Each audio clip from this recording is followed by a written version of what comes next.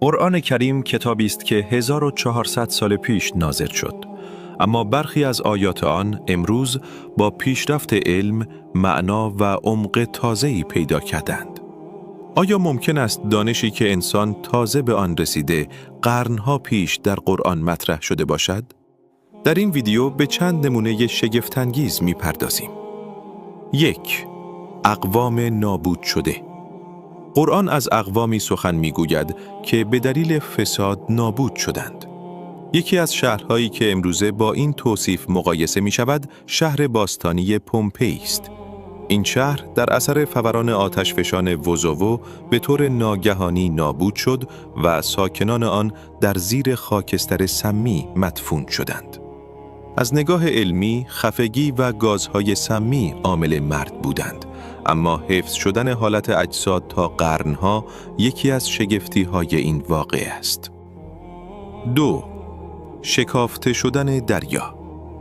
داستان شکافته شدن دریای سرخ توسط حضرت موسی یکی از معروفترین معجزات قرآن است. تحقیقات علمی و شبیه سازی‌های رایانه‌ای نشان دادند که طوفان‌هایی بسیار قوی می‌توانند آب دریا را برای مدتی کنار بزنند و مسیر خشکی ایجاد کنند. نتیجه‌ای که با توصیف قرآن هماهنگی دارد. 3. حرکت کوه‌ها. قرآن می‌گوید کوه‌ها را ثابت می‌بینید در حالی که در حال حرکتند. علم زمینشناسی امروز ثابت کرده قاره‌ها و کوه‌ها همراه با صفحات زمین حرکت می‌کنند. نظریه‌ای که نخستین بار در قرن 20 مطرح و بعدها تایید شد. 4. تشکیل باران. قرآن مراحل شکلگیری باران را توصیف می‌کند: حرکت باد، تشکیل ابر و سپس بارش. علم هواشناسی مدرن نیز دقیقاً همین مراحل را تایید کرده است. 5. اثر انگشت و هویت انسان. در قرآن به بازآفرینی سران انگشتان انسان اشاره شده است.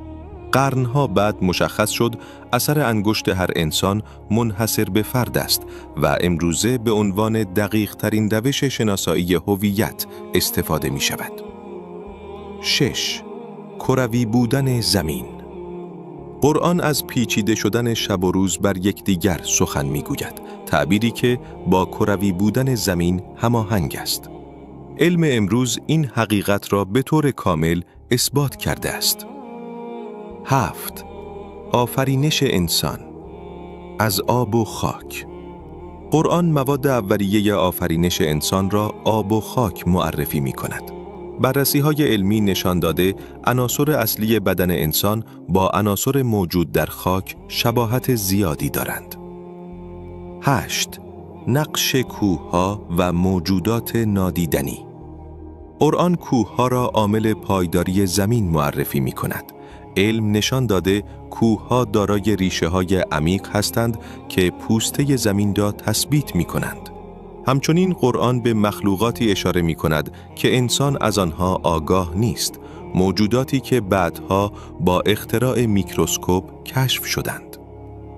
قرآن کتاب علم نیست، اما نشانه‌هایی در آن وجود دارد که با یافته‌های علمی امروز هماهنگ است. این آیات برای بسیاری از انسانها نشانه‌ای برای تفکر و تأمل بیشتر در این کتاب الهی هستند. اگر این ویدیو برایتان جالب بود، آن را لایک کنید و برای ویدیوهای بیشتر سابسکرایب را فراموش نکنید.